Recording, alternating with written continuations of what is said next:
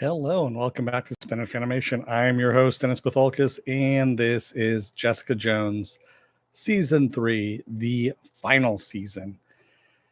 Yeah, of course, because Netflix has canceled it, of course. And I don't blame them. I mean, they were footing most of the bill for this stuff. Even though it's through ABC Studios, hey, I guess it wasn't bringing in the viewers that they thought it was going to bring in. So, and also I think Defenders kind of killed that as well when they did that. So, I'm I'm okay with it for the most part. We had a good ending, unlike excuse me, unlike Iron Fist, unlike Luke Cage. Um, Daredevil had a good ending. I have to admit it wasn't bad, but they had set some stuff up which could have gone to different places, and I wanted to see that continue. But this actually had a decent ending, if you will. So, before I start, spoiler alert, yes, I am going to talk about spoilers in this. If you haven't seen all the episodes, go and watch it. It's actually really good. I I tried going through Good Omens, quite honestly, and I'm stuck on episode 4. I actually fell asleep during it and started watching Jessica Jones, and I burned through all of that in a weekend. So, yes, I know sacrilege. I keep talking about that. See a move, Finobi. Yes, I know. I know you guys haven't seen it.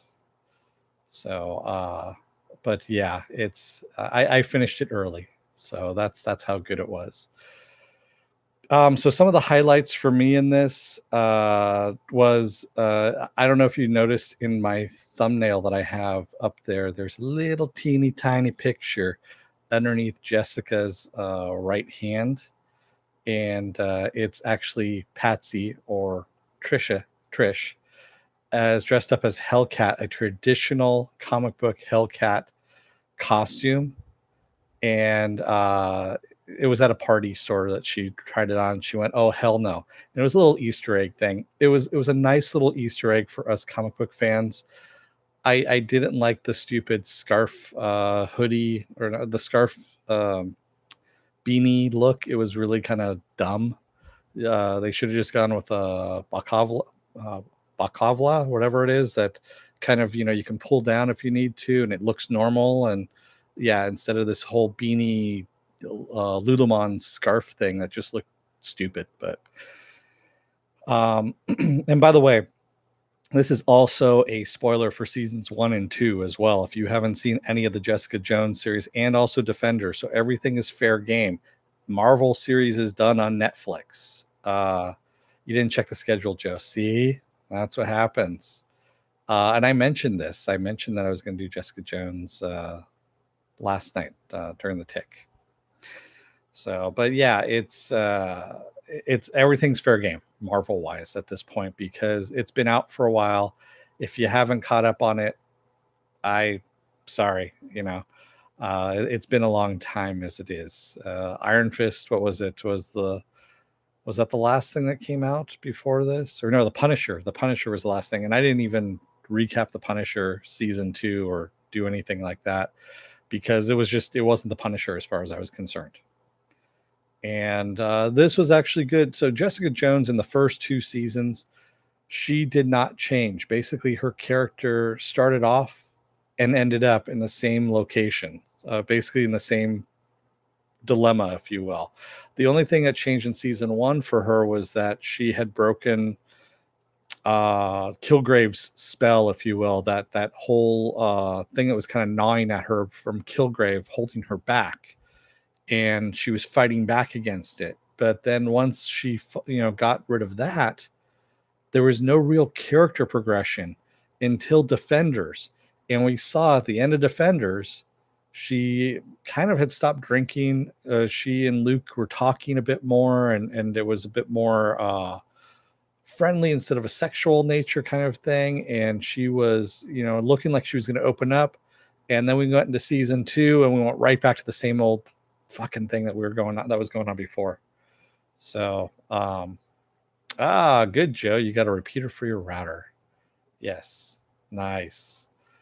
But yeah, it was this season we don't really have that much character moving forward on this. It doesn't, there's no character development really from Jessica, other than at the end of this, she realizes that she is a superhero.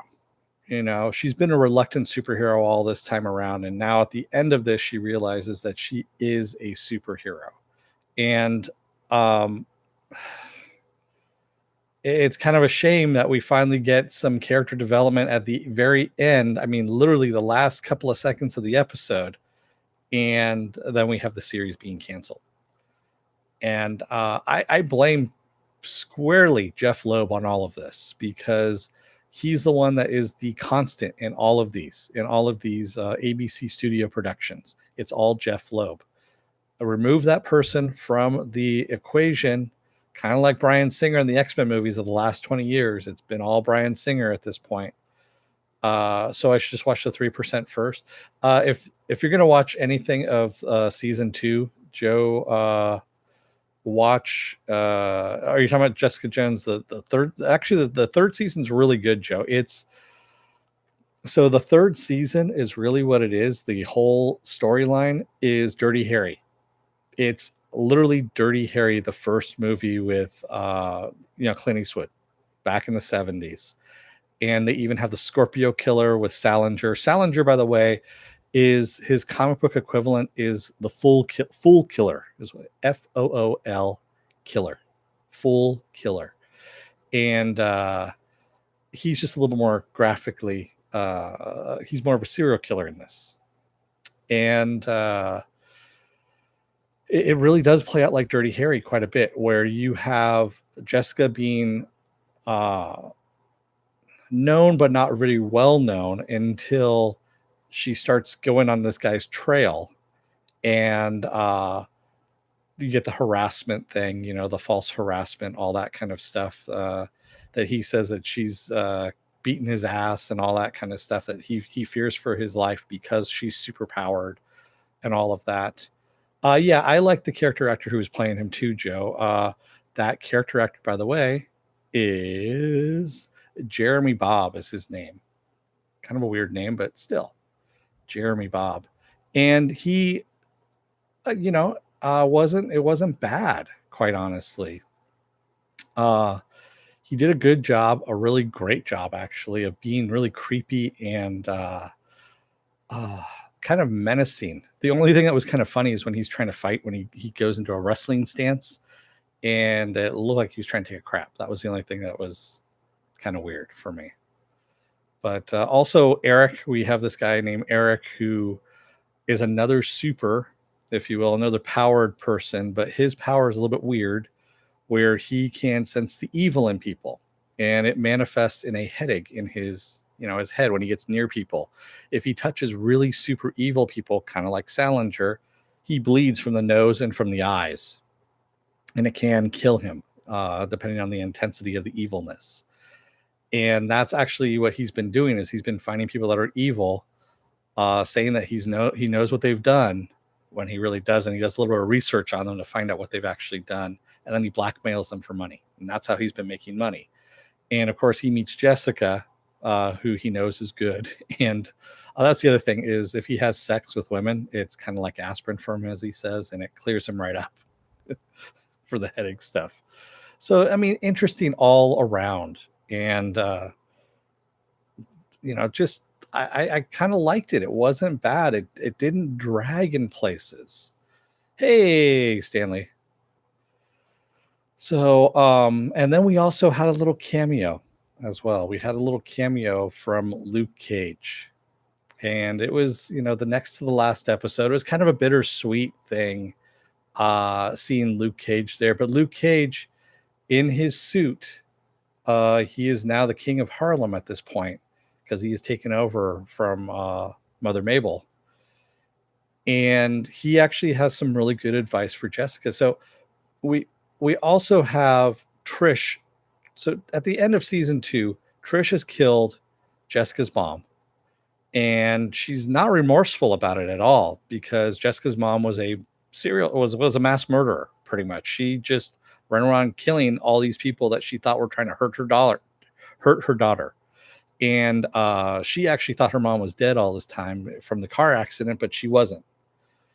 And so yeah, we had Trish take her out, and Trish also had gained some powers at the end of the second season as well. She had a controversial experimental surgery where she was in a coma and all this kind of stuff, and she ended up gaining these cat-like reflexes. And in this season, she ends up honing her reflexes a bit. We see her over a couple of months because Jessica's not talking to her, of course, because Trish killed her mom, and she ends up being this persona, this person who goes out and rights wrongs. So she actually, at one point, goes out to help somebody, and she gets sued because she is, of course, a face. Everyone knows who Trish Walker is. It's Patsy kind of thing. And so she gets sued for some good chunk of change. And she doesn't have a job at this point because of her, meltdown that she had in season 2 and all this stuff. And it's actually handled fairly well. So you get the whole celebrity aspect of it, of what it would be like to be a superhero. So they kind of played a street level superhero. It's not a Tony Stark where he does something, everyone cheers him, and he flies away and waves, and everyone waves to him. And he might deal with some government repercussions later on, but he's not going to get personally sued. His company is not going to get sued. But your individual superhero on the street who isn't covering their face, who isn't known, or is known in this case, is going to get sued. It's something that has been played with before in comic book lore, and it's kind of nice to see it done right, and done well. I guess it's sometimes lonely on the top when you become king. So we need to ask Jon Snow? I'll get back to Luke Cage in a little bit here. So what Trish is doing is she's going out after this first foray to fight crime, where she beats the shit out of this guy and gets sued. She ends up covering her face and puts on a beanie to cover up her hair, and she goes and finds Hogarth's. Hogarth is actually representing her, and she steals some files from Hogarth that because Hogarth, of course, handles some really scumbag clients and gets them out. And she has been attacking all of Hogarth's clients that are guilty as fuck at this point. Yeah, like Hawk and Dove, exactly. And she goes too far and kills somebody. And she starts thinking that maybe that's the right thing to do at this point, is to go and kill somebody. In the meantime, Jessica is dealing with Salinger, and Salinger actually stabs her at one point. He has a mask on as well, thinking he's doing the right thing, trying to get rid of supers, that they are cheating in life is what he's thinking. And he stabs her at her door and actually causes her to lose her spleen. Anybody else, if that wasn't super powered, would have died from this, is what they're saying. When he stabs her, because he knocks on the door, she opens up her door and he stabs her right away, and she just pushes him, and he goes flying down the hallway, and she's losing so much blood that she can't go after him, and she collapses, and he gets away. And he's supposed to be super smart. He's got multiple degrees and all this thing, and so he is taunting her, saying that there's never any way that she's ever going to get him. And it's this whole cat and mouse thing of going back and forth of how she's going to get him and not kill him. Whereas Trish wants to kill him. And there's a reason why she wants to kill him. So the other aspect too that we get is Rebecca De Mornay comes back as Trish's mom and does a great job. One of those TV moms that she plays. And I just can't say enough about Rebecca De Mornay. She played Dorothy Walker, of course, and she does such a great job in this. And I hate to say it, but her character dies, and doesn't die well, let's just say. So it is Salinger who kills her. That's what pushes Trish over the edge, and she just goes after him. And yes, I agree with you, Stanley Tweedle. Hogarth was extra selfish this season. Hogarth being a monster just as bad as some of the monsters she's protecting. even though she's dying. So she's dying of ALS. She's losing motor functions here and there. And at one point, she has a Russian drug. It's basically suicide pills. And she wants Jessica. She actually calls Jessica over at one point and says, you know what? I want you to be the one. Don't let me know when it's going to happen. Just, poison me with one of these things and, I'll die. And Jessica's like, well, fuck, why don't we just do it now?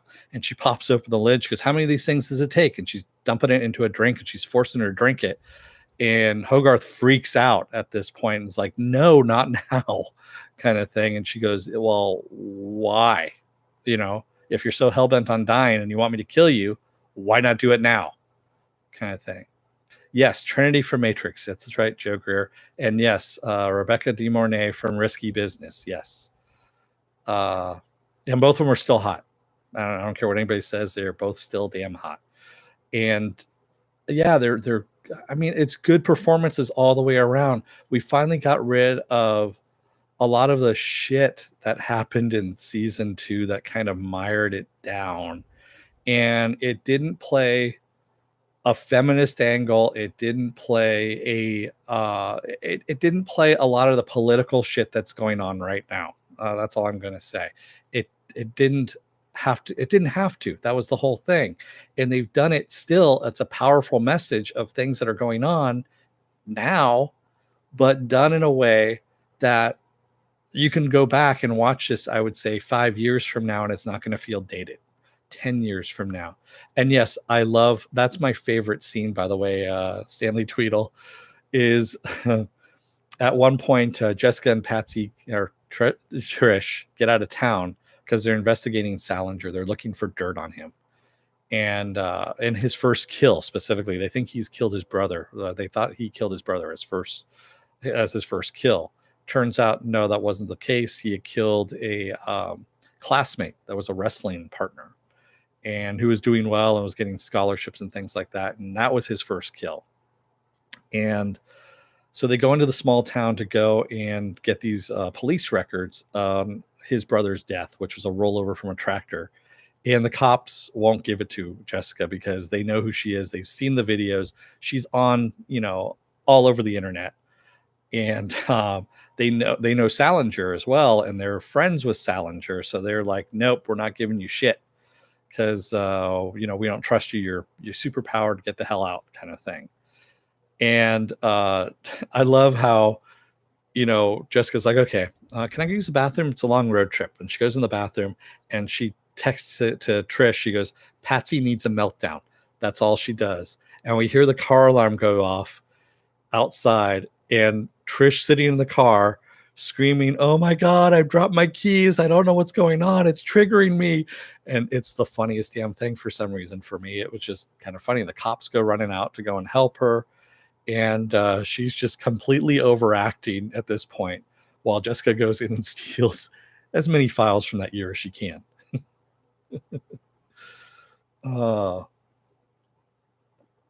And it was just a good all around final season. I wish there was more of this. This is what we should have had and had the character development of this as well.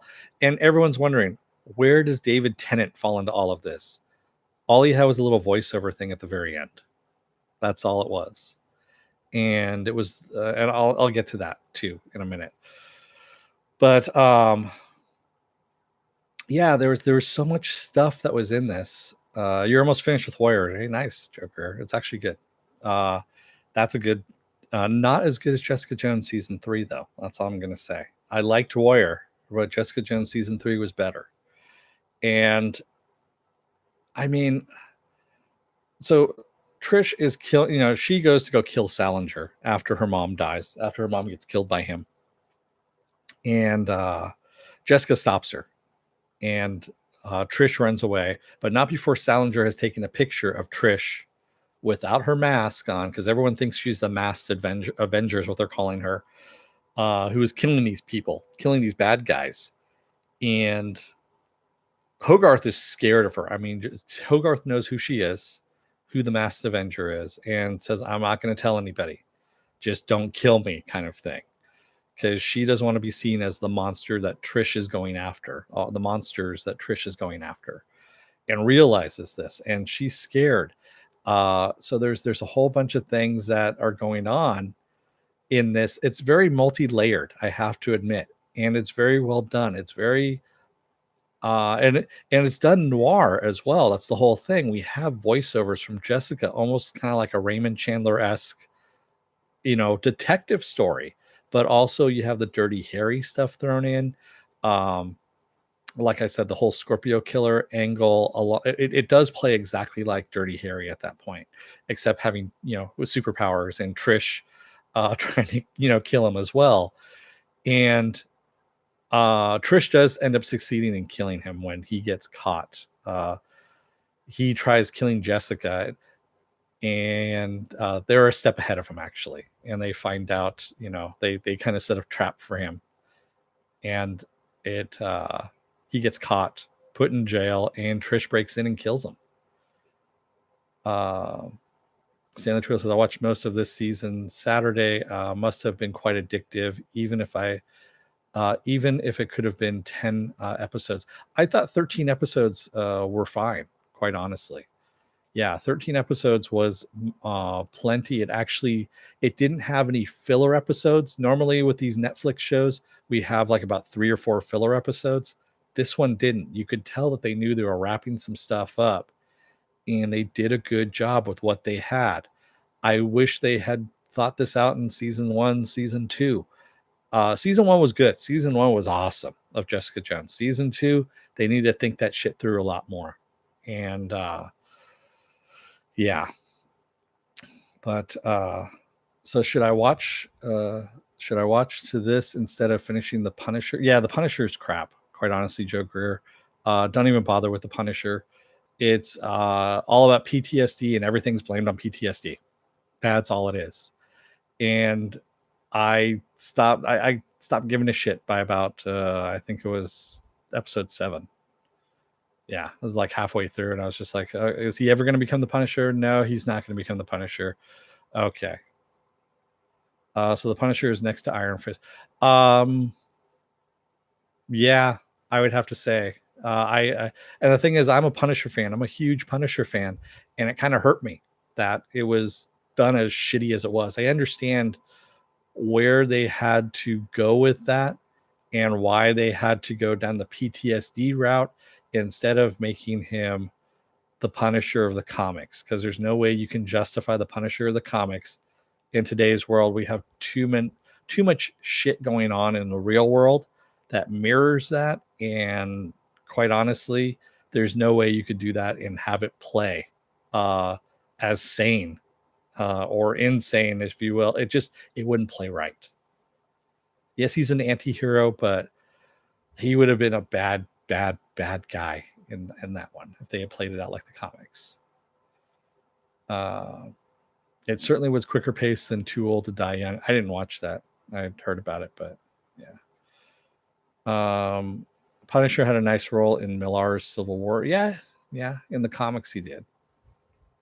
But I mean, everyone writes the Punisher differently. It happens. Back to Jessica Jones here. So it ends up being that Jessica realizes that she has to hunt down her own sister. And she kind of realizes this at Dorothy's funeral, at her stepmother, because Dorothy took her in when her parents died, Dorothy Walker, and raised her with Trish. So Trish and her are sisters at this point. And when she realizes that Trish has been out killing people and that she has to stop her, and she either has to stop her by getting her to stop on her own or by sending her to prison, by sending her to the raft. And she's really kind of conflicted about this. And that's when Luke Cage shows up, the king of Harlem now as he is. And he tells her, he goes, I've been watching you on the news. And we reminded again that, yes, he's in New York City. Daredevil's in New York City. Iron Fist is in New York City. We get mentions of Rand Industry and how Rand Industry actually gets taken away from Hogarth, because Hogarth was representing them, and another lawyer that we had seen in Iron Fist actually has taken them from Hogarth, because Hogarth goes through her own issues as well. But yeah, you see that whole thing. We see all these characters are still in New York, but each borough is kind of treated as its own city, if you will. And he comes in from Harlem and tells her, yes, I've been watching you. I've been watching all this stuff that's been happening on the news with you. And he goes, I just got some advice for you. He goes, I had to, it was either lock away my brother or kill him. And he says it just came down to the point where I had to kill him. Unfortunately, I tried everything else, but nothing would work. And he says, sometimes, this power goes to your head and you become the villain. And she asks him point blank, she goes, have you become the villain? He goes, not yet.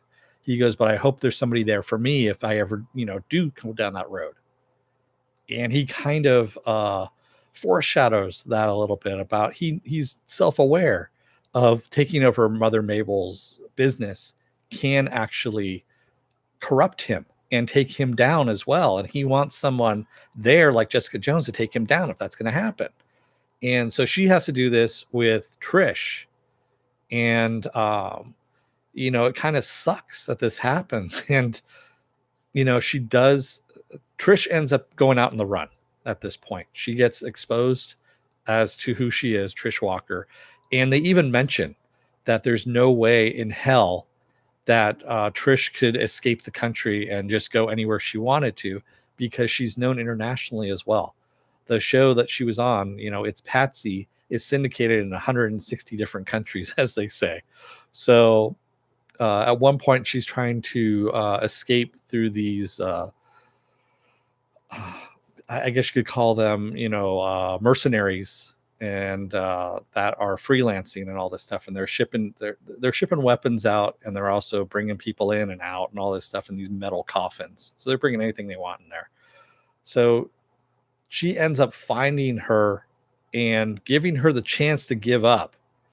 And Trish, backed into a corner, pulls out a knife. She actually pulls out the kitchen knife that Salinger had. She steals one of his kitchen knives, because he liked to kill people with this one particular kitchen knife in his. It's a generic kitchen knife. That's the reason why he used it, because it can never be traced back to him. But he had a lot of them. And she pulls it on Jessica, and Jessica's like, don't do it, and Trish's like, get out of my way. And we see Trish jump at her with the knife, and actually Jessica holds up her hand and it goes through Jessica's hand. And then Jessica knocks her out. So Trish has a big character arc. Yeah, Trish does have a really huge character arc in this one, Joe Greer. That's why I put her in a little tiny picture in the bottom there. It's a lot of Jessica, but it is mainly Trish, quite honestly, and how she actually goes through a huge character change. If you want to talk about character development, Trish is the one that goes through the most character development at this point.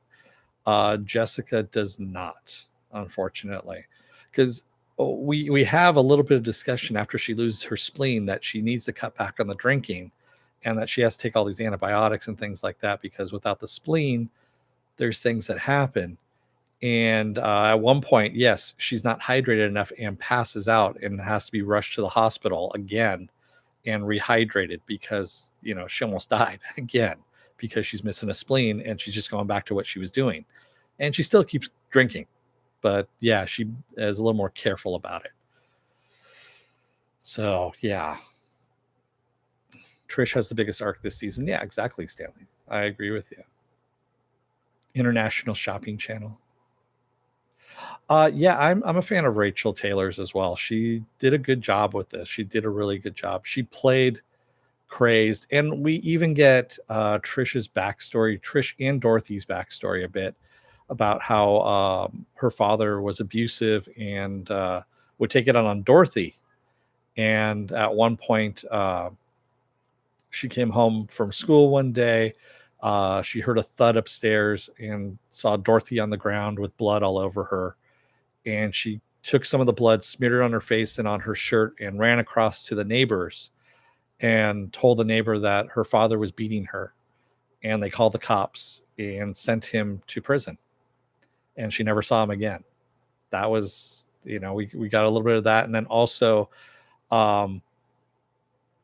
Dorothy was unequipped at this point because she had been basically, an abused and kept woman at this point. She wasn't allowed to work from what it looked like. And she ended up selling all of their things and then pimping her daughter out as a, star or an actress. And yeah, it was a very brutal childhood, and exactly how she was forced to earn, the family bread, if you will, at that point. And her mom was very abusive as well, and you get all of this all in this season. They actually, like I said, they don't let anything freewheel in this. Everything is filled. Every single episode is filled. And I mean, you even have little stuff with Malcolm. Malcolm actually goes through a huge character arc as well, where he's working with Hogarth and he's doing some reprehensible shit.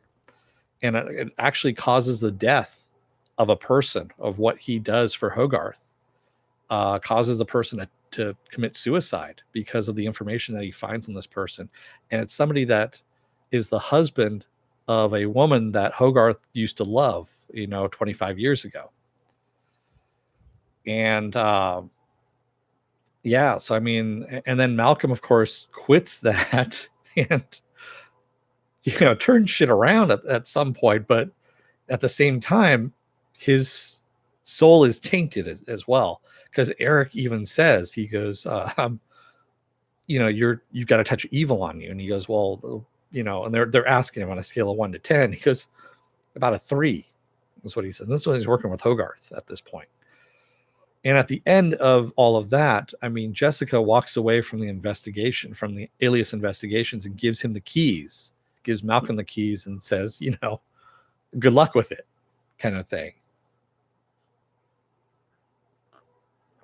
Yeah, I agree with you, Joker. He has been a nice progression. No Foggy. Foggy, not Froggy. Nobody from Daredevil other than Hogarth. Yeah, and the only other, like I said, Luke Cage was the only other person who came in. So, yeah, there you go. And I mean, like I said, everything had its place. I mean, it did a very good job of what it needed to do. And at the end, you're seeing Trish getting taken out to the raft. I mean, she's getting flown out to the raft. She looks broken at that point.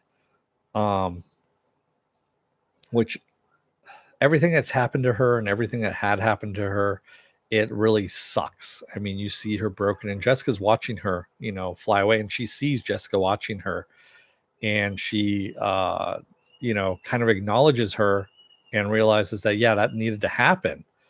And then Jessica, when she walks away from the Alias investigation, she's going to leave. She's going to go. She goes to the train station and says, what's the closest I can get to Mexico?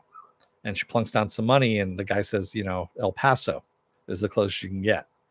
So she's buying her ticket, and that's when we hear Kilgrave all of a sudden kind of taunting her, telling her that she's lost the city, that she's given up on the city. And it's it was one of those things where you're just kind of like, oh shit, is Kilgrave still alive someplace? Is he just inside of her? Is he a part of her now? What's going on? And she kind of perks up a bit, and she turns, doesn't take the ticket, and is going back to New York. So, yeah. Pen Farm Girl. Hey, Pen Farm Girl, how's it going? Luke was a better crossover choice than Foggy if they could have only have one. Yeah, exactly. I agree with you. And I loved Luke Cage's. For me, that was awesome. I wasn't expecting it. I didn't hear anything about it. I wasn't looking at anything, in this production. I actually haven't been following any news on this production at all. and to see that, he was there, and that was like one of the best surprises for me out of this. It sounds like the show used. It sounds like the show used Cage right. Yeah, they did. And honestly, I would have liked to have seen Luke Cage, King of Harlem, for once. I think it would have been a good season if done right. And again, I think it's all because of Jeff Loeb. They need to get rid of Jeff Loeb. Look, we've had the Inhumans. The Inhumans sucks and sucked. So does Cloak and Dagger. Cloak and Dagger is unwatchable. I'm sorry, that's just shitty. Agents of Shield, I can't watch it. I know there's a new season that's on right now, if I remember correctly, and I know it's there. I'm thinking about it, but at the same time, I know I'm gonna hate myself if I do it. So I don't know if I can do it. And Iron Fist had so many missed opportunities. And one of them is you didn't put the motherfucker in the costume. You need to put people in the costume. Jessica Jones doesn't have a costume. Hellcat, yes, has a costume. It is a comic booky costume. And yes, you had the Easter egg in Jessica Jones season 3. That's great that they had the little, where she puts it on and says, hell no. That's fine. You could have gone a different route with it. Will he work for Disney? No, because he is part of the whole Ike Perlmutter group. And Kevin Feige hates Ike Perlmutter with a passion. So there's no way in hell that Jeff Loeb is going to be working anywhere near Disney. He is staying with ABC or whatever he's doing. I don't know. I don't even think he's involved in the comics anymore because the comics have been reverted over to Marvel Studios, if I remember correctly, as well. So review Cloak and Dagger to kill it. See, again, that would be a hate watch, Stanley Tweedle. And it's only shows that I love and I review that get killed. It's not shows that I hate and hate review that will get killed. That means it'll probably live on forever at that point, if that's the case. Pen Farm Girl, Daredevil, and the related series, except Iron Fist, were all full of promise and just so mishandled. I agree with you. There were so many missed opportunities on things. Luke Cage being the one that was most criminally. There were so many. Oh no, Iron Fist as well. Iron Fist had so much promise, and so much crossover with Daredevil, and didn't take it. Didn't take it at all. And yeah, my love kills Stanley Tweedle. It really does. So yeah, it really did. And you could see where this promise was. I think it was what they did Jessica Jones season 3. They knew it was over with because it started in production. And then they got word that Marvel was not renewing any more, or Netflix was not renewing any more Marvel series. And they knew that they were done. And so they were planning for the end and as packing as much in it as they were. And I believe that Jeff Loeb probably just left the production at this point, and it was just executive producer in name only. And you could see there wasn't any suckiness to it. Yeah, it could have been Heroes for Hire. I want more Misty Knight. Misty Knight was a fucking badass, man. I want Daughters of the Dragon. They had set some stuff up in Luke Cage season 2 that was awesome. That could have spin off into its own series. That could have had some really good potential. You bring Jessica Jones in as well. That's Luke Cage's love interest, who later becomes his wife anyway in the comics. They have a kid. You could bring Squirrel Girl in at that point too as the nanny. There was all kinds of ripe opportunity for all of this, and they fucked it all up.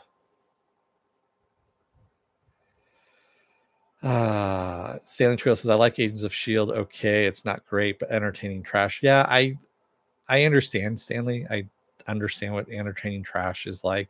But with Marvel needs to get on its fucking TV game, like big time. Yes, they are doing Disney Plus, or D Plus, as I like to call it, and they're going to be bringing all that stuff to it. And I was reminded of an article back in December of last year where they said they might bring some of these Netflix shows over. it was a one-off sentence that was like a maybe or maybe not. We'll bring these characters back to life with those actors. I'm not holding my breath on that. So yeah, I don't think we're going to see that myself. But yeah, I mean, because Coulter was great as Luke Cage. Awesome Luke Cage. Danny Rand, on the other hand, that was complete and total miscast. Daredevil, awesome. I mean, awesomely cast. Wilson Fisk, my God, you can't find a better Kingpin than Vincent D'Onofrio. He just works. You could have rolled him into the Spidey movies as well. I mean, that's what he was born for, quite honestly. You look at that man, he does Wilson Fisk to a T. And yes, Kristen Ritter does an awesome Jessica Jones. So, yeah. Vanessa.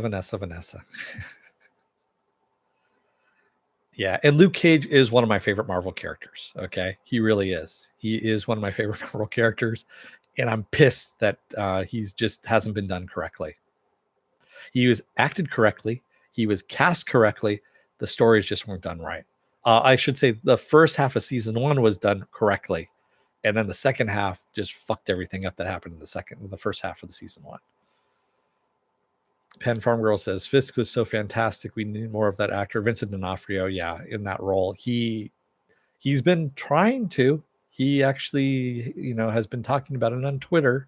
He was for a while there, and I think he's kind of resigned to the fact that it's not happening.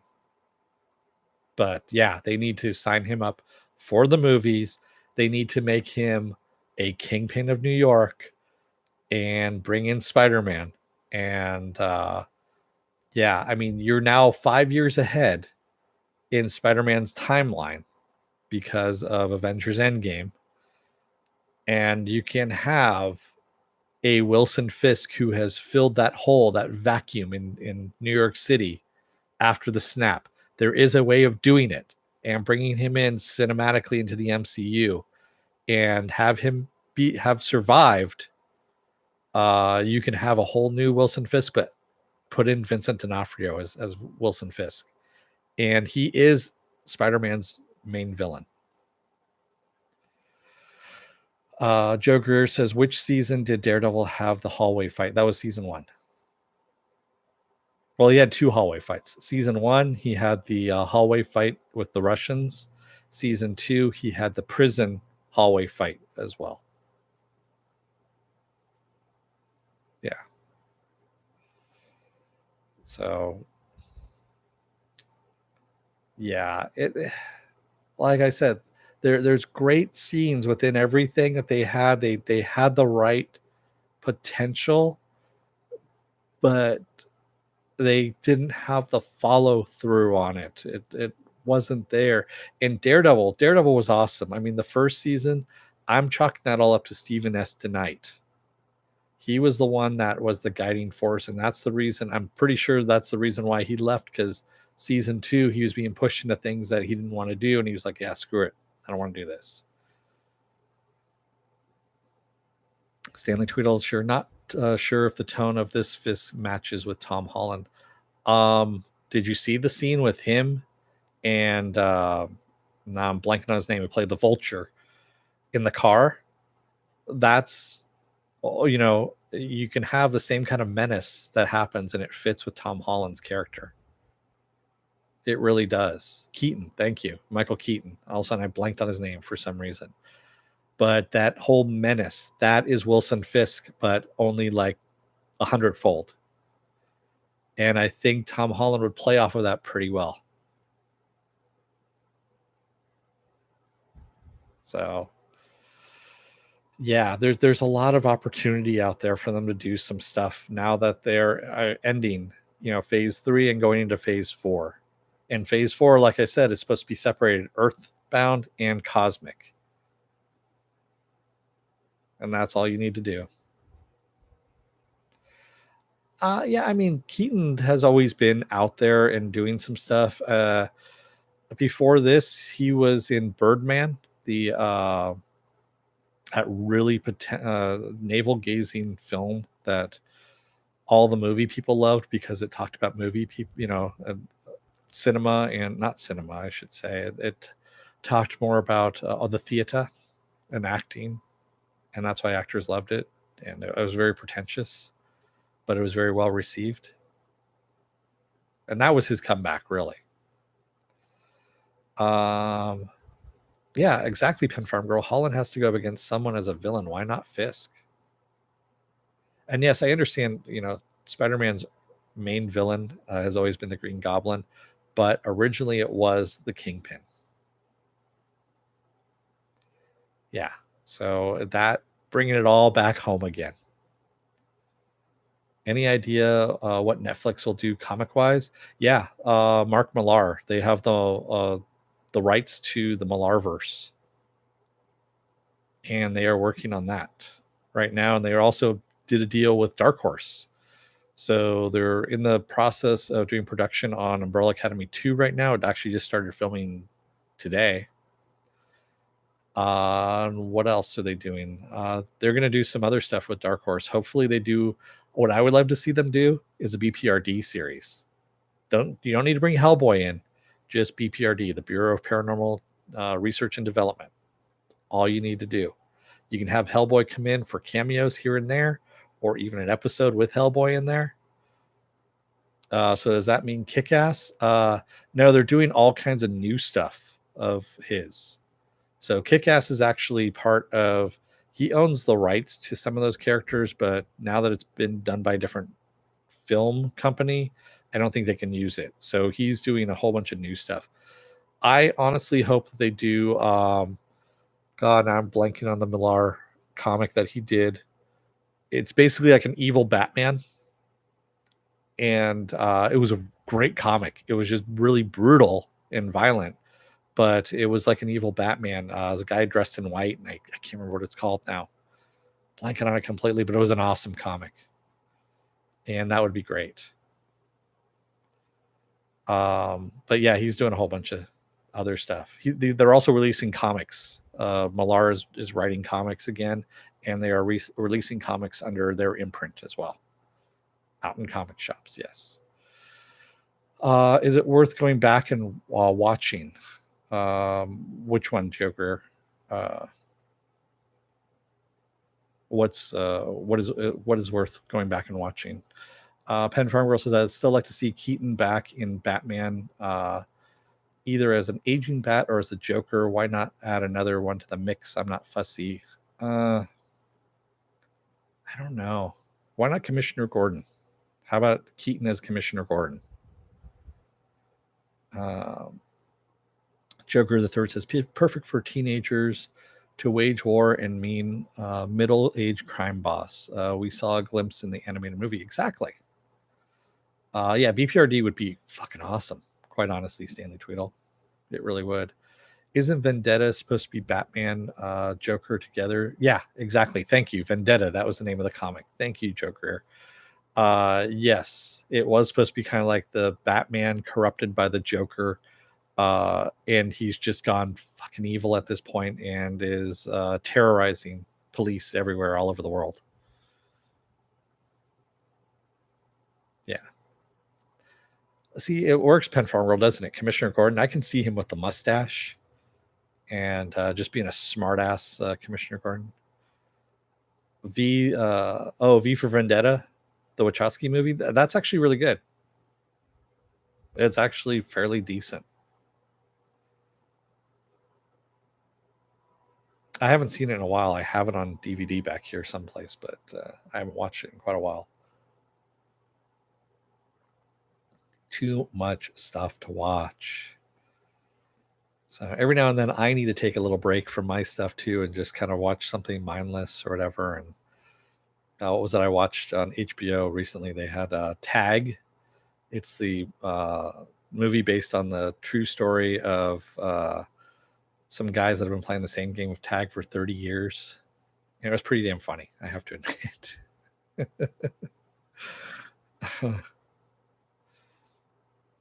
It was actually a lot of fun. It was a fun movie. It was a good little break from all my stuff I watch. So Is that the same character or another character? You're talking about V for Vendetta? In what? Oh, isn't Vendetta supposed to be Batman Joker? No, it's not the same character. It's not the same character, Joker. That's a different set of comics altogether. Yeah. So I've been rambling on here for a little bit, huh? Yeah, I have. And like I said, Jessica Jones season 3, if you haven't seen it, go and watch it. I should say if you haven't finished it, go and watch it and finish it up. It's some really good stuff. Yeah, it was a great chat. It was a good chat tonight.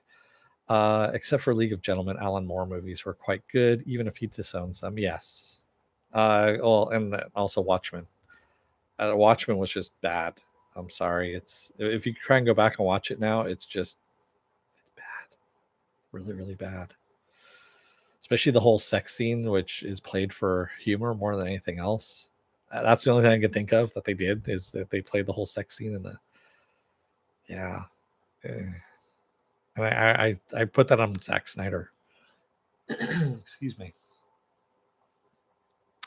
But yeah, Zack Snyder is not the best auteur in the world. Yes, Jackie Earle Haley, I give you this. Jackie Earle Haley as Rorschach was awesome. He did a fucking fantastic job. And yes, I will give you that. But yeah, I wasn't. Everything else, the comedian, Jeffrey Dean Morgan as the comedian, awesome, superb. Everything else, ugh. The best Snyder movie is actually 300, quite honestly. And that is the best Snyder movie. Because all he had to do was follow Frank Miller's book. That's all he had to do. Not the zombie movie, no. The zombie movie, the remake of Dawn of the Dead, no, was not. Yeah, that's fine. Everyone can disagree on that. Yeah. But yeah, 300. And I kind of find it funny that people still don't get this to this day.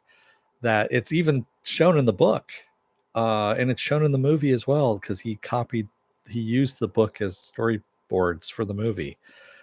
It's a tale told around a campfire by a soldier to other soldiers before a war to get them pumped up, basically belittling your enemy before a war is happening the night before. And so it's a tall tale about this. That's what the whole thing is all about. It is a tall tale to dehumanize the Persians. That's why he's making them more fantastical than what they really are. And a lot of people don't realize that. And that was one of the nice things about it is that he kind of this is I think before Frank Miller went just completely off the rails mentally. And yeah, 300 is 2 spray paint 6-packs for me. It's not spray paint, Stanley. Those are real. Those guys starved themselves in order to get those 6-packs. Yeah, they talked about how, what was it? They used to eat something like 800 calories a day, something like that. And yeah, it was some really intense freaking training. And yeah, they starved themselves quite a bit. I think Gerard Butler even said that he passed out at one point in time, or maybe a couple of times, because of how much they would starve themselves to stay in that kind of look. Because it's not natural, man. You can't stay in that kind of look. No way in hell. No, it is very racist. That's the whole thing. It's dehumanizing your enemy, and that's what the story is about a soldier telling his fellow soldiers he's making racist and dehumanizing stories about their enemy the night before they're going to attack them. It's the easiest way to get somebody pumped up to go and kill another person. It really is. And I'm not saying it's right. I'm just saying that is what that whole story is. I've read the book, I've seen the movie, and it's the exact same thing. That's what it is. It's plain. It's plain in the book and it's plain in the movie as well. People just miss it for some reason. I don't know why. But there you go. Anyway, we're not talking about 300. We're not talking about Zack Snyder and all that stuff. We're talking about Jessica Jones season 3 and how it was good, how you should go and see it. It's got multi layers. Oh God, sorry, you hear some screaming ass brat out there. God, what was I going to say? What do I give it out of a 10? I would say this is at least a 7.5, maybe an 8, somewhere around there. Out of 10. Yeah. Stanley Tweedle, the historic thing annoyed me. Maybe I'm too narrow-minded. Possibly, I don't know. Pen Farm Girl says, but 300 was a good movie, even if we aren't talking about it. Yes, it was. Yeah. I even like the sequel. The sequel was good too, even though, it followed the Zack Snyder formula, but it wasn't directed by Zack Snyder. It was directed by, I think, his first unit director or his stuntman or something. I don't remember what it was, but it followed the same kind of story. And it had what's her name in it? Vesper from Casino Royale, Eva Green, a naked Eva Green too. So there you go. Pen Farm Girl says, I'm liking Jessica so far, only on episode 3. I'm going to say this, Pen Farm Girl doesn't ruin anything. Episode 7, Patsy needs a meltdown. That's all I'm going to say. That was one of my favorite scenes. Stanley Tweedle, I like that for the trash and Eva Green. Yes, Eva Green is pretty damn good. Eva Green's really good in pretty much everything she does. Quite honestly.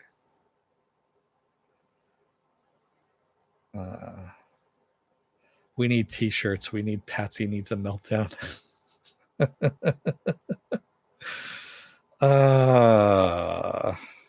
With especially nude.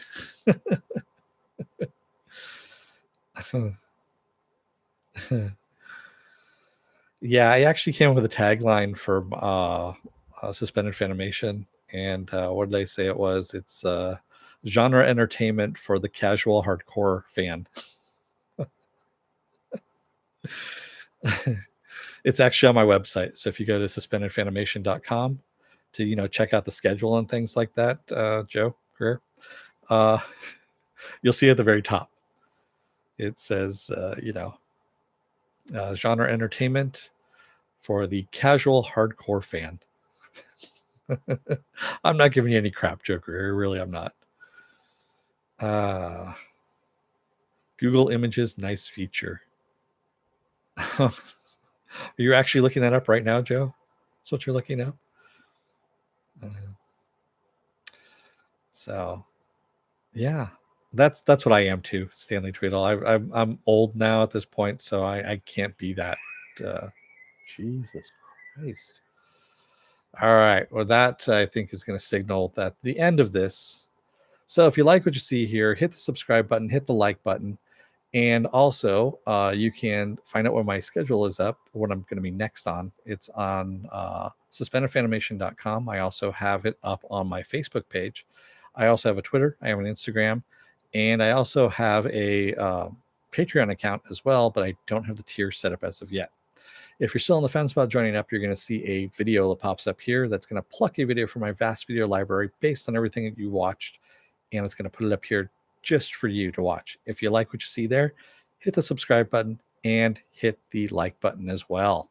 You can hit the dislike button. I just asked that if you hit the dislike button, go down in the comment section and give me some constructive criticism about what you didn't like. Not just that you're ugly, you look funny, or you talk funny, whatever like that. Because I really don't give a shit about that kind of stuff. Hey, Slurmy, you did hear Cardcore. That's right, you did. Up here is going to be the latest video, which is The Tick, this guy, which has also been canceled as well. So there we go. All right. So thank you, everybody in the chat who joined me today. This is awesome. Stanley Tweedle, Slurmy Scott, Joe Greer III, the ever-present Pen Farm Girl, of course. Thank you all for joining me. Did I miss anybody in the chat there? I just want to make sure I didn't miss anybody. Nope, I got everybody. Cool. And of course, for the earlier comers who haven't watched everything, which is Movie Fanobi and Viking Bitch as well. Thanks a lot, everybody.